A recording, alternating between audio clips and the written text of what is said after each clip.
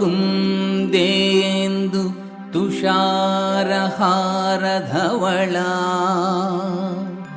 या शुभ्रवस्त्रान्विता या वीणा वरदण्डमण्डितकरा या श्वेतपद्मासना या ब्रह्माच्युत शंकर प्रभृतिभिर्देव्यै सदा पूजिता सा मां पातु सरस्वती भगवती నిశేషజాపహ. ఏ దేవత స్వరూపాలను చూడు, విగ్రహాలు మీరు అబ్జర్వ్ చేశారనుకోండి, ఏదో ఆయుధం ఉంటుంది, వాడు ఏదో ఒకటి ఉంటుంది ఆయుధం. ఆయుధం పట్టిన దేవత ఏమైనా ఉందంటే ఆవిడ సరస్వతి మాత్రమే. ఈవిడికి ఆయుధమే ఉండదు. ఒక చేతిలో మాయుక్త విద్యాదాన శ్రీమమ భగవతి భారతి విశేష రాజ్యాపహ. సరస్వదేవి యొక్క మహిమతో మనందరికీ కూడా ఈసారి నమస్కారం చేసుకుని నేను చెప్పేటువంటి శ్లోకాలు చెప్తాను. హరి ఓం జ్ఞానానందమయం దేవం నిర్మలం స్ఫటికాకృతిం ఆధారం సర్వ విద్యానాం హయగ్రీవం ఉపాస్మహే. ఇది హయగ్రీవ మంత్రం. ఇది ఆ మంత్రం మీకు మీకు సంస్కృతి మీకు అర్థం అవుతుంది.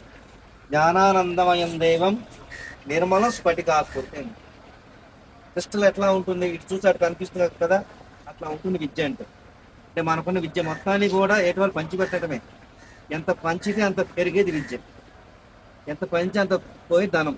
కాబట్టి ధనాన్ని దాచుకోవాలి, ఎక్కువ ఖర్చు పెడుతూ ఉండాలి, దగ్గర పెట్టుకోవాలి, విద్యను ఎక్కువ ఖర్చు పెడుతూ ఉండాలి. అటువంటి వాటికి పురుష దేవుడు ఎవరంటే హయగ్రీవస్వామి. హయగ్రీవం అంటే ఆయన ఫేస్, ముఖం అంతా కూడా గుర్రం ఆకారంలో ఉంటుంది. ఆయన పురుష దేవతల్లో విద్యకి అధినాయకు. ఇప్పుడు అమ్మవారి శ్లోకం చెప్తాం.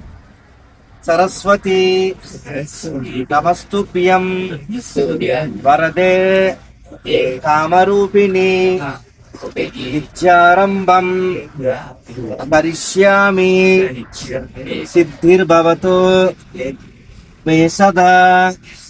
పద్మపత్ర విశాలాక్షి పద్మకేసర వర్ణిని నిత్యం పద్మాలయాం దేవి సామాం పాతు సరస్వతి భగవతి భారతి నిశేష యాజ్యాపహ. అంటే అమ్మవారి కళ్ళు ఎట్లా ఉంటాయట, పద్మపత్రాలు అంటే లోటస్ ప్లేట్స్ ఉంటాయి చూసారా, పెటల్స్ అంటాం మనం వాటిని, అంత సన్నగా ఉంటాయి.